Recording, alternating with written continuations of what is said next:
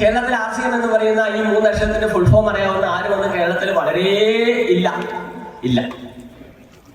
Membership എടുക്കാൻ തന്നെ അന്ന് ഇവിടുന്ന് അന്യ സംസ്ഥാനത്തിൽ പോയി RCMന്റെ ഒരു കിറ്റ് വാങ്ങിച്ചു വരണം. കേരളത്തിൽ ആദ്യം ഈ ബിസിനസ് ഡെവലപ്പ് ചെയ്യാൻ ആവശ്യമായിട്ട് അന്യ സംസ്ഥാനങ്ങളിൽ നിന്ന് പ്രൊഡക്റ്റ് ബസ്സുകൾക്ക് പുറത്ത് കയറ്റി ഇവിടെ കൊണ്ടുവന്ന് കേരളക്കാരെ പരിചയപ്പെടുത്തി. മെമ്പർമാരുടെ എണ്ണം കൂട്ടി. കേരളത്തിലെ ബിസിനസ് ചെയ്യാൻ ആവശ്യമായ ഔട്ട്ലെറ്റ് വേണമെന്ന് തോന്നിയപ്പോൾ രാജസ്ഥാനിലേക്ക് വണ്ടി കയറി. കമ്പനിയുടെ MD കണ്ടു. കേരളത്തിൽ ആദ്യത്തെ ഷോപ്പ് സാങ്ഷൻ ചെയ്തു. രാജസ്ഥാനിൽ പ്രൊഡക്റ്റ് കൊണ്ടുപോയിട്ട് കേരളത്തിലെ ഔട്ട്ലെറ്റ് ഉണ്ട്. എത്ര ഔട്ട്ലെറ്റ് ഓണേഴ്സ് ഉണ്ട് ഇവിടെ? കൈവന്നിച്ചേ. കുറെ ആളുകളാണ്.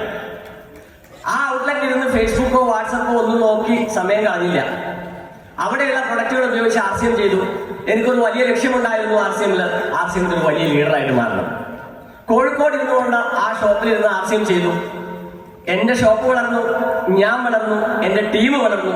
അതിലൂടെ 2022 ഇന്ത്യയിലെ 22ാമത് ആനിവേഴ്സറിയിൽ ആ വർഷത്തെ ഏറ്റവും വലിയ അച്ചീവ്മെന്റ് നേടിയെടുക്കുകയും ചെയ്തു. RCMന്റെ സ്ലൈഡിൽ നമ്മൾ കണ്ടു ULP പ്രോഗ്രാം. അതിൽ 3 കാര്യങ്ങളാണ് അവിടെ പറഞ്ഞത്. എന്താണ് RCMന്റെ 3 ലക്ഷ്യങ്ങൾ എന്തായിരുന്നു പറഞ്ഞത്? ഓർമ്മയുണ്ട? ഉറങ്ങായിരുന്നു ഫസ്റ്റ് എന്താണ്? ആരോഗ്യ സംരക്ഷണം. RCMൽ വരുന്ന ഓരോ വ്യക്തിയുടെയും ആരോഗ്യ സംരക്ഷണത്തിന് ഉതകുന്ന പ്രൊഡക്റ്റുകളാണ് RCM തരുന്നത്. ആ കാര്യത്തിൽ സംശയമുള്ള ആരെങ്കിലും ഉണ്ടെങ്കിൽ ഒന്ന് കൈവന്ന് ചെയ്യും. ആർക്കും സംശയമില്ല. കമ്പനിയുടെ RCM വേൾഡ് കണ്ടിരിക്കുന്ന എത്ര പേരുണ്ട്? ഈ കഴിഞ്ഞ ഒരാഴ്ചക്ക് മുമ്പ്, 1.5 ആഴ്ചക്ക് മുമ്പ് കേരളത്തിൽ ഏകദേശം നിയർബൈ 1000 പേരെ കൊണ്ടിട്ട് ഞങ്ങൾ RCM വേൾഡ് കാണാൻ പോയി. എത്ര പേരുണ്ടായിരുന്നു അതിൽ? ഇവിടെ ഇരിക്കുന്നതുകൊണ്ട് കുറെ ആളുകളുണ്ട്. RCM വേൾഡിന് പുറത്ത് കമ്പനിയുടെ ഒരു സെക്കൻഡ് സോണിന്റെ പണി നടന്നുകൊണ്ടിരിക്കുകയാണ്. ഏകദേശം പൂർത്തിയായി. കമ്പനിയുടെ ഒരുപാട് നിർമ്മിതികൾ അവിടെയാണ് നടക്കുന്നത്. പക്ഷെ ഞാൻ കണ്ടിട്ടുണ്ടായിരുന്നില്ല. ഇവിടെ ആവശ്യം മുർസാറിന്റെ കൂടെ ഹേമന്ത് സാറിന്റെ ഒക്കെ കൂടിയിട്ട് ഞങ്ങൾ അവിടെ പോയ സമയത്ത് അവിടെ കമ്പനിയുടെ സ്പൈസസ് നിർമ്മിക്കുന്ന യൂണിറ്റുകളുണ്ട്. RCMന്റെ ഹെൽത്ത് കാർഡ് ഓയിലിന്റെ പാക്കിംഗ് യൂണിറ്റ് ഉണ്ട്. അങ്ങനെ കുറെ കാര്യങ്ങൾ അവിടെ ഉണ്ട്. അതൊക്കെ ജസ്റ്റ് ഒന്ന് ഓടിച്ചിട്ട് കണ്ടു. ഞങ്ങൾക്ക് നമുക്ക് തരുന്ന ഉൽപ്പന്നങ്ങളുടെ ക്വാളിറ്റി 100% ഉറപ്പുവരുത്താൻ വേണ്ടി ലാഭങ്ങളില്ലാതെ ഹൈ എഡ്യൂക്കേറ്റഡ് ആയിട്ടുള്ള സയന്റിസ്റ്റുമാർ ഓരോ പ്രൊഡക്റ്റും അതിന്റെ കീഴിൽ പരിശോധിക്കുന്നു.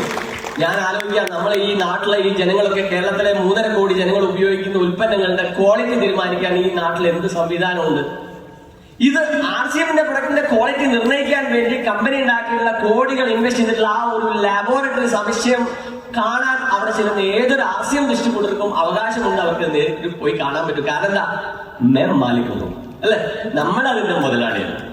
അപ്പോ RCMന്റെ ആദ്യത്തെ ലക്ഷ്യങ്ങളൊന്ന് ആരോഗ്യ സംരക്ഷണം. ക്ലിയർ ആണല്ലോ? രണ്ടാമത്തെ എന്താണ്? സ്വാശ്രയത്വത്തെ കുറിച്ച് പറയുമ്പോ 2005 ഞാൻ RCMലേക്ക് വരുമ്പോ ഞാൻ എപ്പോഴും പറയാറുണ്ട്, ഞാനും അഖിലാബാദും ഒരു നാട്ടുകാരനെയാണ്, കൊണ്ടോട്ടിയാണ്. അഖിലാബാദ് 5 കിലോമീറ്റർ അപ്പുറത്ത് ഒരു ചെറിയ ഗ്രാമത്തിലാണ് ഞാൻ ജനിച്ചു വളർന്നത്. മലപ്പുറം ജില്ലക്കാരാണ്. കോഴിക്കോട് എന്ന് പറയുകയാണെങ്കിലും RCM ചെയ്യാൻ വേണ്ടി കോഴിക്കോടേക്ക് വന്ന് അങ്ങനെ കോഴിക്കോടുകാരനാണ്. ജീവിതത്തിന്റെ 2 അറ്റം കൂട്ടിമുട്ടിക്കാൻ ഒരു നിർവാഹവും ഇല്ലാത്തപ്പോൾ മലപ്പുറം ജില്ലയിൽ നിന്ന് നാട് വിട്ട് കോഴിക്കോടെത്തിയതാണ്. എന്റെ വീട്ടിൽ ഞങ്ങൾ അച്ഛനും അമ്മയ്ക്കും 3 കുട്ടികളാണ്. കണ്ണൂർക്കാർക്ക് അത് കാണാപ്പാടായിരിക്കും. കാരണം എത്രയോ മീറ്റിംഗിൽ പറഞ്ഞൊരു കാര്യമാണ്, 3 കുട്ടികളിൽ 2 ഗസറ്റ് ഓഫീസർമാരും പണിയില്ലാത്ത ഒരാൾ ഞാനുമാണ്. നമ്മുടെ നാട്ടിലൊരു സ്വഭാവമുണ്ട്. എന്താണ്?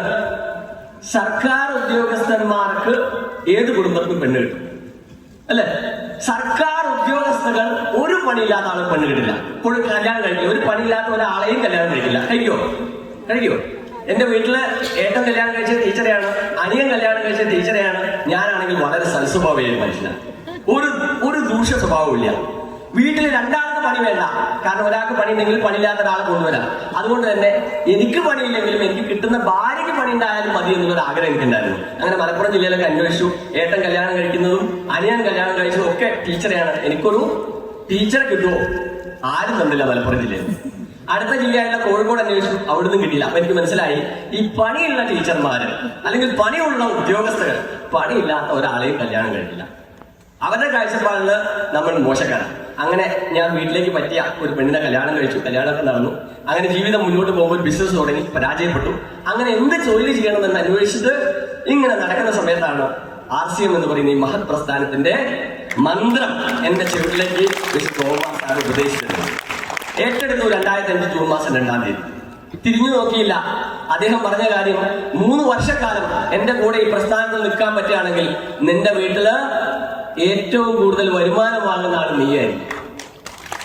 3 വർഷക്കാലമല്ല, അന്ന് തൊട്ട് ഇന്ന് വരെ ഈ പ്രസ്ഥാനത്തിന് കൂടെ അടിയുറച്ച് നിന്നു. ഇന്ന് എന്റെ വീട്ടിലെ ഏറ്റവും വലിയ പണക്കാരൻ ഞാനാണെന്ന് മാത്രമല്ല, എനിക്ക് സ്വന്തമായൊരു ഇൻകം ടാക്സ് ഓഡിറ്റർ ഉണ്ട്.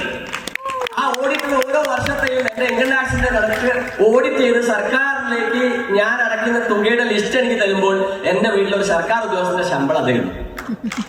സ്വാശ്രയത്വം, ആർസിഎമ്മിലൂടെ കിട്ടിയിരിക്കുന്ന സ്വാശ്രയത്വം. ഏട്ടൻ ജോലിക്ക് പോകും, ഏട്ടത്തിയമ്മ ജോലിക്ക് പോകും, വലിയ കഷ്ടപ്പാടാണ് വീട്ടില്. കുട്ടികളുടെ കാര്യങ്ങൾ നോക്കാൻ കൃത്യമായിട്ട് ആളില്ല. ദൈവം അന്നേ തീരുമാനിച്ചു, നിനക്ക് വേണ്ടത് ഒരു ജോലിക്കാരിയല്ല, നിന്റെ കാര്യങ്ങളും നിന്റെ കുട്ടികളുടെ കാര്യങ്ങളും നോക്കാൻ നല്ലൊരു അമ്മയാണ് വേണ്ടത്.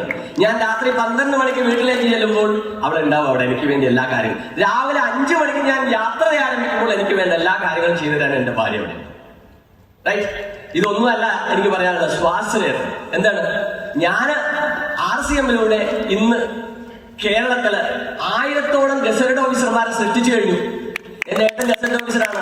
മറ്റൊരു ഗസറ്റഡ് ഓഫീസറെ മൂപ്പർ സൃഷ്ടിച്ചിട്ടില്ല, മറ്റൊരാൾക്കും മൂപ്പർ തൊഴിൽ കൊടുത്തിട്ടില്ല.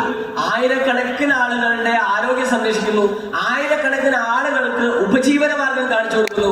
അതിൽ 1000-ഓളം ഗസറ്റഡ് ഓഫീസർമാരെ സൃഷ്ടിച്ചിട്ടുണ്ടായിരിക്കുന്നു. മുൻനിരയിൽ കുറെ ഗസറ്റഡ് ഓഫീസർമാർ എനിക്ക് ശേഷം എന്റെ ഈ പ്രസ്ഥാനത്തിലേക്ക് കടന്നു വന്ന ആളുകളാണ്. കൈവന്നിച്ച് ഒരു ഗസറ്റഡ് ഓഫീസർ വരുമാനം വാങ്ങിക്കുന്ന ആളുകളൊന്ന് കൈവന്നിച്ച് ധൈര്യമായിട്ട് വന്നിരിക്കുന്നു. ബാക്കിലിരിക്കുന്ന ആളുകൾക്ക് പ്രചോദനം അവിടെ കിട്ടിയത് ഇങ്ങനെ പേഴ്സണൽ ഉണ്ടായിരുന്നാൽ പോരാ, പറഞ്ഞു കൊടുക്കണം. റൈറ്റ്? കയ്യടിച്ചോളൂ, നിങ്ങളൊക്കെ നാളത്തെ ഗസറ്റഡ് ഓഫീസർമാരാണ്. അപ്പോ ഇനി അതുകൊണ്ട് നിന്നോ ആർസിഎം ഒരു നെക്സ്റ്റ് ജനറേഷൻ ഓപ്പർച്യൂണിറ്റി നമ്മൾ പറയാറുണ്ടാണല്ലോ.